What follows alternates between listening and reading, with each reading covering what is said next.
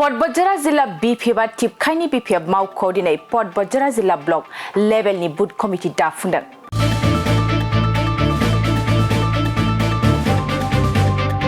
सानसेनि मेहेरगोनां मेल जुथुमा हाबाफारिनि गेजेरजों बतझर बिपिएफनि माखासे मावफारियाफोरनि नुजाथिनायाव बतझर जिल्ला ब्लक लेभेलनि बुथ कमिटिया गाहामैनो दाफुंजायो।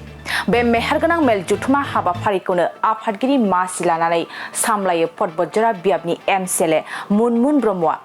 बतझर जिल्ला ब्लक लेभेलनि बुथ कमिटि दाफुंनायनि गेजेरजों बतझर ओनसोलाव बिपिएफनि मोजां गाज्रि थासारिफोरखौ सावरायो मेहेरगोनां हाबाफारियाव।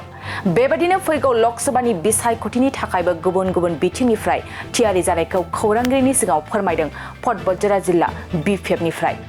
जोङो थारमाने थांनाय एग्जिकिउटिभनि सिद्धान्त मथे सेन्ट्रेल कोअर्डिनेटर्स कमिटि मोनसे दानाय जादों आरो ब्लक लेभेलनि जिल्ला लेभेलनि जिथु भट कमिटि बेफोरखौ जों दानायनि दायित्वखौ लानानै फैदों। दिनै बेयाव बतझर डिस्ट्रिक्टआव जोङो भट कोअर्डिनेटर्स कमिटि मोनसे दाबाय। फैगोन समाव बिथांमोना गावबा गावनि डिस्ट्रिक्टनि जुरिसडिक्सनाव जिमान खैथा भट सेन्टार दङ बिसोरनि एगेन्स्टआव माने कमिटिफोरखौ दानाय जागोन जाहाथे जोङो माबायाव इलेक्सनाव खोब थाबैनो रायजोफोरजों जगाजग खालायनो हायो। तृणमूल पर्यायनि भटार्सफोरजों जों जाहाथे जग बिनिमय खालायनो हायो बेनि कारणे बे प्रसेसखौ लानाय जायो जरलिफालनिफ्राय।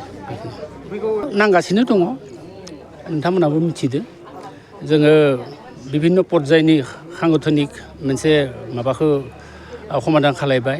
जयनिं प्रग्राम थांबाय जोंहा दा कोअर्डिनेसन कमिटिया नै दा माबाफोरखौ भट कमिटिफोरखौ दानाय जागोन। बेबायदिनो जोंहा सेल कमिटिफोरखौ दानाय जाजोब्बाय जोंहा गासै जनगोष्ठीफोरनि गेजेराव। स' जों पुर्ण प्रस्तुति जों माने इलेक्सन फैब्ला गाबोन जुदि इलेक्सन फैब्लाबो जों माने जय जागोन बे मोनसे कनफिडेन्सआव दोङो आरो जों सेखाबारा जाखाजोब्बाय जों।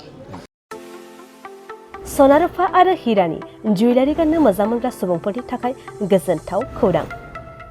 दासान्दि फुजा बोथोरखाय खम बेसेनाव फानगासिनो एमएससिबि जुवेलार्सआव सना रुफा आरो हिरानि समायना रमायना जोंख्लाबनाय जुवेलारिज।